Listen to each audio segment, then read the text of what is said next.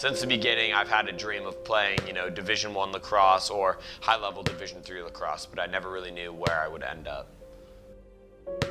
It's very competitive nowadays, and it can be hard to get a lot of time in front of coaches or with the coaches, especially with the growth of lacrosse as a sport across the country. As the sport grows, more players get involved. Guys get bigger, faster, stronger every single year. The game grows in states like Oregon or California, and you've got more and more people playing the game. So as the sport becomes more competitive, so does the recruiting landscape. So when Jackson first started playing, he was playing t-ball, and I have a memory of walking by a lacrosse game and Jackson seeing everybody dressed in their helmets and their armor with their weapons, and him saying, "What are they playing?" I said, "That's lacrosse," and he said, "I want to play lacrosse." And I think that's kind of, in my mind, how it all started. And I think the older he got, the more he was traveling back east, so it was more economical the younger that he was.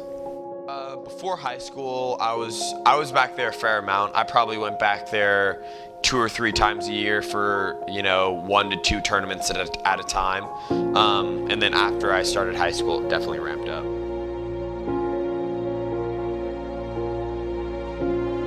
Yeah, starting in 9th grade was my first recruiting showcase. I went to Jake Reed's Blue Chip, and then after that, I had to go to a lot of recruiting showcases because I just had to show myself to as many colleges as possible because you never know who's going to like you, and it's a lot of time and money to get back there.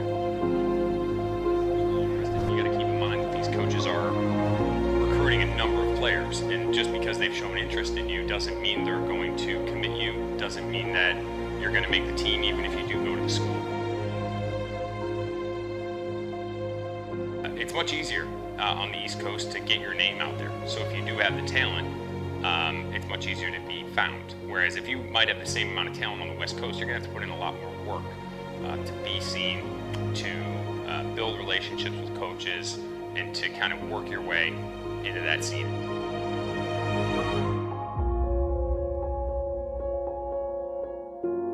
After September 1st, I realized how short of a time span I had, and so I definitely had to start going to more showcases and just hitting the weight room more, playing more wall ball, because I knew I only had a limited amount of time to get recruited. So my work definitely picked up after September 1st.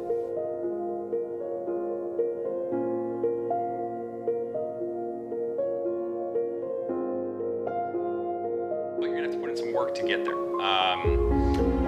So you're going to have to reach out to coaches. You're going to have to advocate for yourself. You're going to have to spend time on the phone with coaches. You're going to have to spend time with your current coaches that can help advocate for you. And you're going to have to think about, what kind of school do I want to go to, and what kind of program do I want to be involved in. So there's a lot of just thought that goes into the whole process. And there's a lot of work that goes into getting recruited and building highlight reels and writing outreach letters and all that kind of stuff. So it's twofold. You got to be hitting the wall and also coming home and putting in the desk work as well. I've had to sacrifice a lot of time. That's meant having to miss big school dances. I had to miss my winter formal 1 year because I was back at a recruiting tournament. There's been a lot of Friday and Saturday nights that I haven't been able to go out and hang with my buddies with because I'm at a tournament or I'm training or I'm doing something else. So it's definitely taken a big toll on my social life. In school work-wise, it definitely makes it harder to get work done, but I make those sacrifices like socially. It starts with training, the sacrifice of putting in the time, effort, focus into training. I think that's ultimately the biggest sacrifice. My free time was playing lacrosse. It's a huge commitment. It's a full-time job.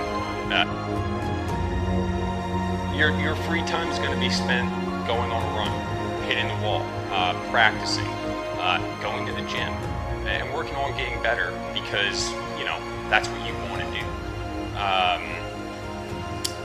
It can be tough. Being a student athlete is tough. You've got to spend a ton of physical and mental effort on sport, but also you've got to make sure you're taking care of the academic side of things. So you don't want to let that fall by the wayside, which can happen.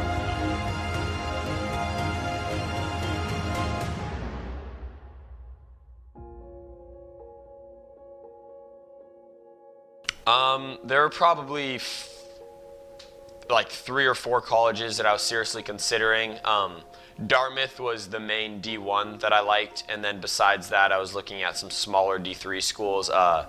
Tufts, Middlebury, and Amherst were my favorites.